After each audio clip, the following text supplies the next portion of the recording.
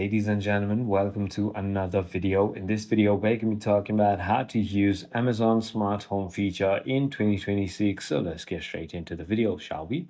So the first thing you want to do is simply go ahead and set up using Amazon Smart Home system, which revolves around the Amazon Alexa app. So which also acts as the control center from your device. You can control lights, thermostats, and cameras using simple voice commands. Firstly, you want to go to Alexa or Amazon application and head to the Alexa for shopping and simply ask her what are the smart home products I can get. And then she's going to simply go ahead and show you all the products that are smart home. And you can simply go ahead and purchase that from here.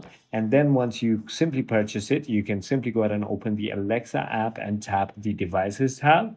And you can simply go ahead and add devices, select the brand of your device and follow the on-screen instruction. You can simply group devices by room and tell Alexa to set the living room thermostat to 22 degrees or show the front door or turn off the lights and so on.